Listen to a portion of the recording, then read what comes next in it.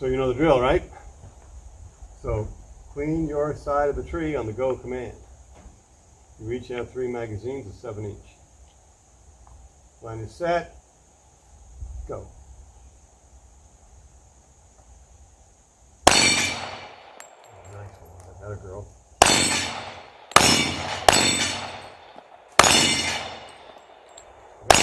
Time! Wow. Shoot like a girl. Wowee. Yeah. Wowee. All right, stand by. I don't think she missed. I don't think she missed. No. And she was fast. What's that? Stand by.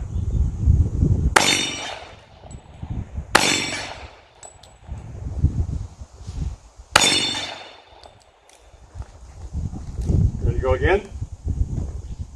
Back up on target. Line is set. Go.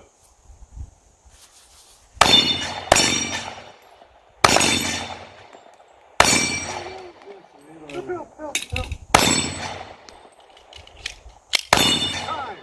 Time. So see, everything works into that, doesn't it? Will it be like that in a gunfight? Yes. And so, okay, stand by.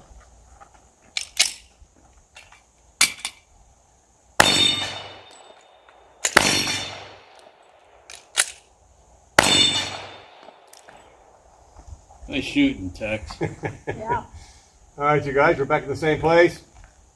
On the go command, clean your tree. Line is set. Go.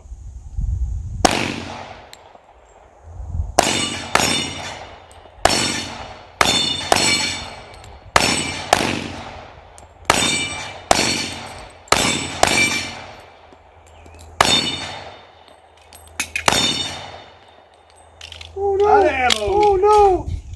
Clean it up. Take your time, he's empty. Sweet time.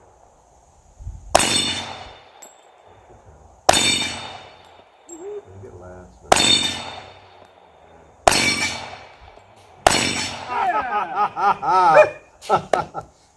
Shoot the red gong.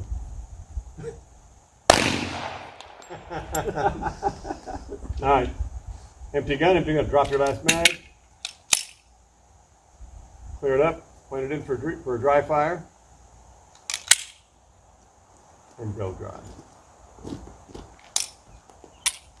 Nice. Reset the action. Safety on. Finger straight, holster up.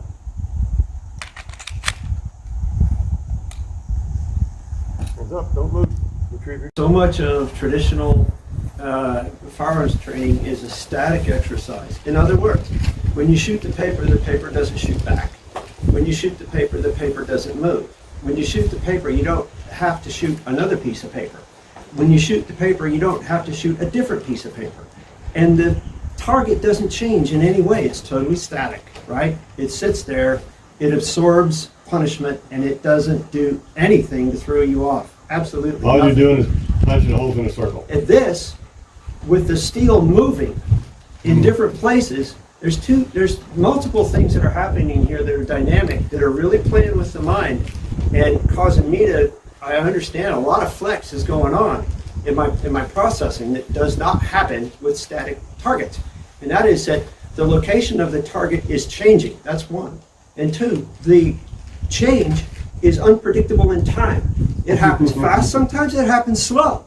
And three, not only is it changing, but I can't predict what position is gonna change, and the number of targets change. All those dimensions are changing, and they're all changing as fast as I can pull the trigger and process. So I might have one target to hit, I might have 5 targets to hit, and it's not over until I have no targets to hit, right? All that dynamic going on is exercising me in a completely different way than any static firearm exercise. So have you had any defensive training like this? Yeah. And I'm trying to think if I've done a dynamic target exercise. I've done lots of different things, running and gunning, shooting different targets, you know, this one, that one, this one, that one, this one, that one, laying down, standing up, barriers and all that.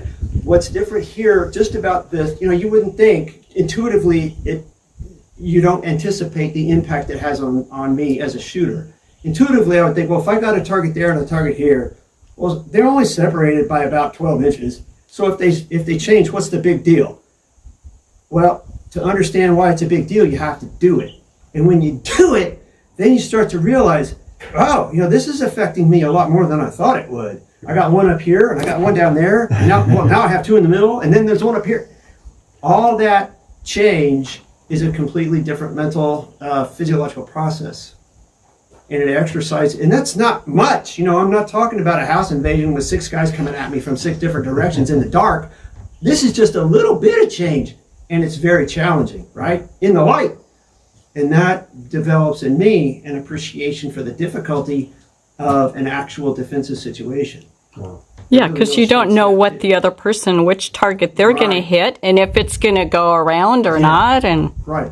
So and Glenda nailed it. It's the unpredictability of this. You have a live shooter. Their performance is not predictable, right? And their performance directly impacts yours. So it's the unpredictability that's this other dimension that really requires a different process than slow pull, static trick, static target, and awesome value in that. It makes me want to have more kinetic action going on in the targets. I start imagining hanging steel from trolleys, like a carnival shoot, having steel going everywhere.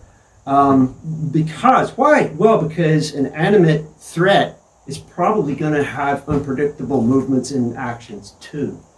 Yeah. Unlike a piece of paper. Yeah. Very much value in this to me.